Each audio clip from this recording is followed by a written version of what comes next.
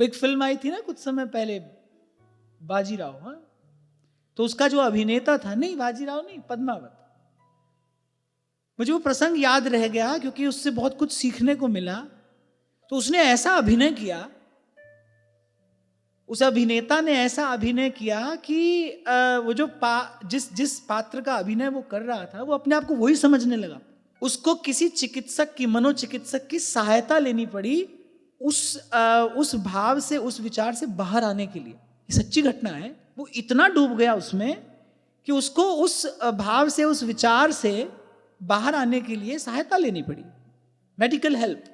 तो ऐसे चारों तरफ से कोई आपको कहता रहे अरे आप ये हैं, आप वो हैं, आप कहीं भूल से उसको स्वीकार कर लें और फिर कुछ दिन के लिए स्वीकार करे रहें, तो भाई उससे तो बाहर आना कठिन हो जाएगा।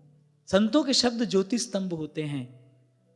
मैं ऋषिकेश वो गंगा किनारे बैठे महात्मा की वो बात भूलता नहीं, क्योंकि वो जीवन का ज्योति स्तंभ है। उन्होंने कहा था, बेटा अपनी आध्यात्मिक उन्नति यदि चाहते हो, एक व्यवहारिक उन्नति होती है, लेकिन यदि अपनी आध्यात्मिक उन्नति चाहते हो तो अपनी प्रशंसा करने वाले लोगों से दूर रहना, उनके बीच में कभी ना रहना। प्रशंसा नहीं सुनना, कभी सुनना ही नहीं। ये सबसे बड़ा कुपथ्य है जो व्यक्ति करता है, करना चाहता है, उसके लिए लालायित रहता है। ये सबसे बड़ा कुपथ्य है। भव रोग के लिए सबसे बड़ा कुपथ्य है प्रशंसा।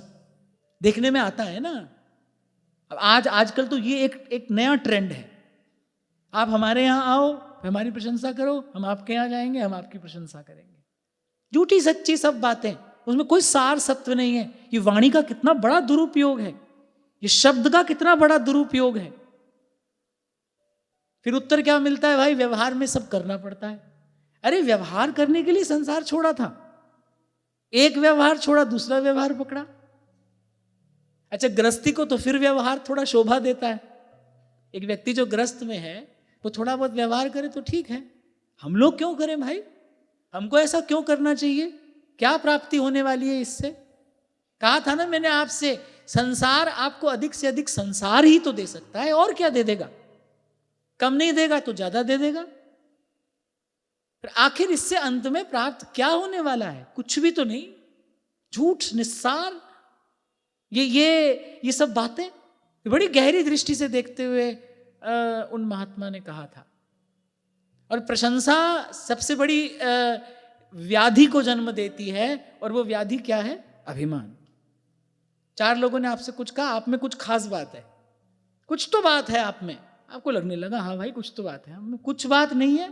चार लोग आपको कहें कुछ तो बात है आप में, आपको लगने लगेगा हाँ भाई कुछ तो बात है हम में।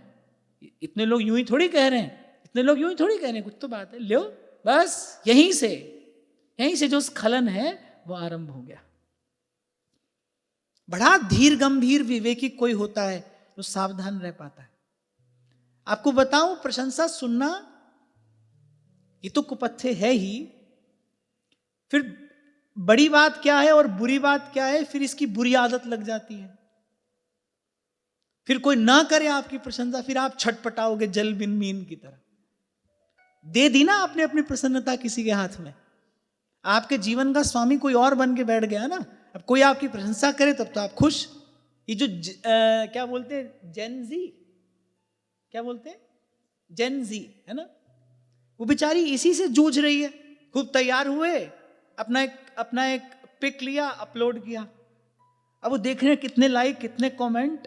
लाइक नहीं आए तो चलो डिप्रेशन की ओर चले। ये घटना घट रही है। लोग मानसिक रोगों के शिकार हो रहे हैं। जीवन में क्रोध, घृणा, ऐसे नकारात्मक भाव बढ़ रहे हैं इसी सब के कारण। तो खैर मैं आपको ये कह रहा था कि भक्ति जिस आसन पर विराजती है वो दैन्य है, वही श्रेष्ठतम उपलब्धि है, क्योंकि सार वस्तु उसी विधि से प्राप्त होती है। उस मार्ग में जो जो बाधा हो, साधक को उसको दूर करने का, उससे दूर रहने का निरंतर सतत प्रयास करते रहना चाहिए।